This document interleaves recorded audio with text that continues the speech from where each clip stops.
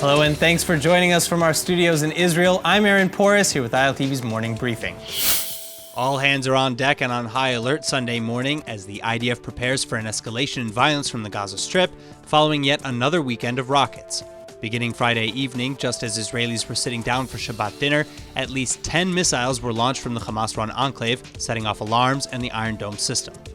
One rocket even struck a home in the southern city of Sderot, as seen in the CCTV footage, though luckily no one was hurt because the parents and the children who lived in the house ran to protected areas just before the projectile hit. Well, in response, as per usual, Israel conducted airstrikes against Hamas targets in Gaza, reportedly killing one and wounding two more.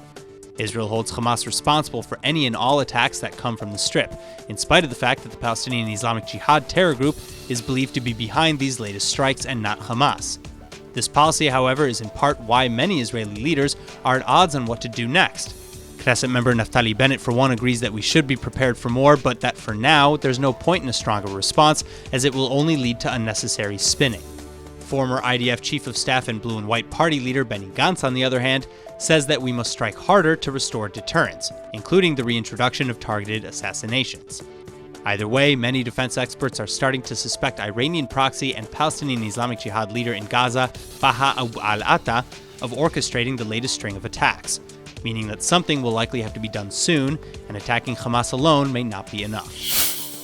For the first time in over 10 years, someone other than Benjamin Netanyahu has a chance at becoming Prime Minister of Israel, and the Blue and White or Kahol Levan party head Benny Gantz isn't going to give it up without a fight. That's why following meetings with other party leaders last week, the Prime Minister-elect is now sitting down with members of the joint Arab Knesset list, and they're clearing a path towards the Arab-majority parties either backing or even joining in the next coalition government for the first time in decades. But in the landmark closed-door meeting, Gantz and the joint list leaders discussed mostly civilian issues plaguing the Arab-Israeli communities, like violence in the Arab sector. Gantz apparently made clear, though, that what was discussed was not dependent on the joint list's support. Meanwhile, however, this meeting comes just a few days after Prime Minister Netanyahu also met with his cabinet and other Arab community leaders to discuss the violence in the Arab sector. But critics highly suspect this meeting to be politically motivated and indicative of intentions to return to a third election cycle.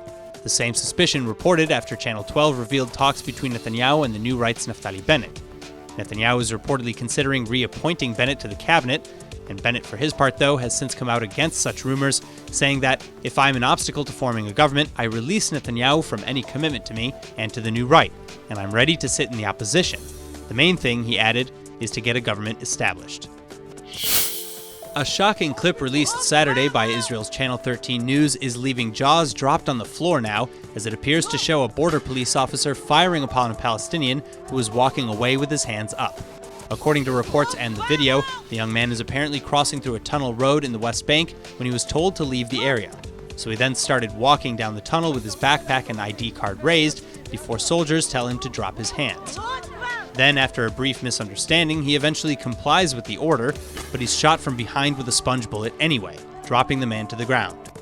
The extent of his injuries were not yet made clear. Despite the recent airing of the tape and the vitriol that followed, however, the border police have since reported that the video is in fact over a year and a half old. Further, they say that they were already aware of the incident and viewed it with great severity, having also already taken action against the officer in question. In fact, the officer suspected of firing the rubber bullet was immediately kicked off the force and put under investigation, while the other officers involved in filming the incident were similarly punished and/or transferred. Now, we hope you have 2 pieces of bread nearby for this next story because November 3rd is International Sandwich Day. And that's good because here in Israel, sandwiches are huge. Whether in a pita, a bun, or a challah roll, you can't deny that sandwiches are the go-to fast food for Israelis. But today isn't just about eating sandwiches. It's also about giving them away.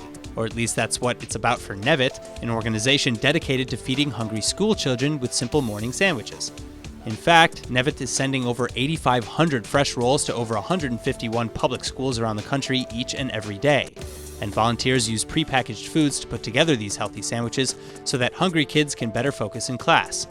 So please consider offering a helping hand, as Nevet urges everyone to donate just 3 shekels, or about 75 cents, so that even one child who leaves home hungry today won't stay that way. All right, that's all for now. Follow us on Facebook at Israel English News and, of course, on Twitter at ILTV News. I'm Aaron Porras. I'll see you later with our main daily broadcast from Israel at 2 p.m. Eastern Time.